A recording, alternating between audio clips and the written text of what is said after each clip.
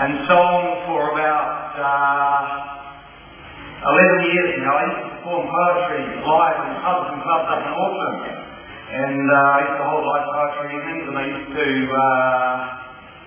I did radio shows on the North Island and whatever, and I believed I had something to say, and I spent about 70 years in Wanganui.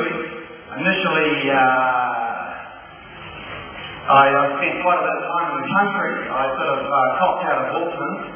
I got disillusioned with the place, overworked. I've been through a few great things to achieve what I want to achieve. And my time in Port Hill, a little country, little township just out of Wanganui, about 15 minutes drive. To put it poetically, I'd say, I couldn't afford Hill. I live in Port Hill. That's where I was, yeah, life was easy. You know, all I had to worry about was getting bunny grass in my socks. That's all I had to worry about. It was a good thing. The air was very gentle, very quiet. The sheep and the cows, very therapeutic. At that time, or thereabouts, I took on board a dog that I had by the name of Gravity. I named her after a poem that I'd written. A very deep kind of a poem. I used to be a very intense kind of a person. It was a poem that sort of, it was just a verse was, round to gaze in the crystal ball, a circuit passthrough seals their walls. Pure truth is within that mental sphere, remedial coordinates between light and darkness is the clear, as is also the deep core of the earth, the center point of truth, the gravity. And that's where I got the name of my dog from, Gravity. I had this vision a long time ago that I believed, let's put it this way, there's more to New Zealand poetry than Sam Hunt. I was inspired by him at the age of 23.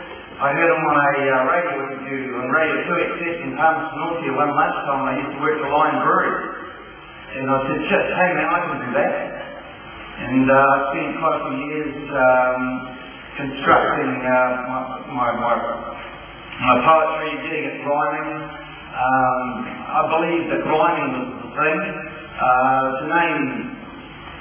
To quote a small verse from a poem by James Branson called A Man of Taste, and that he said, Milton like blank, and know that for that reason, these lines shall live when dying are out of season.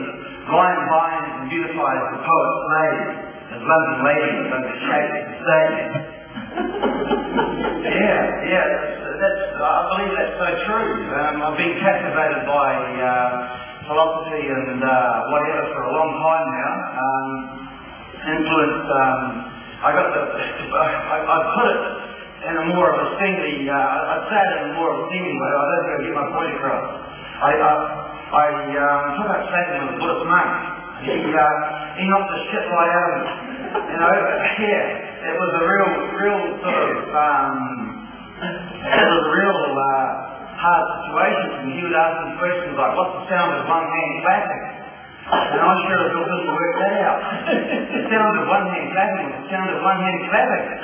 That's the music to the argument of two people arguing about the same thing. Buddhism taught me to see things from a different point of view, to sort of transcend all these logical arguments that people out there have. I don't like arguing. I believe that when you've got something to say, you say it. When you've said your piece, you sit down. I don't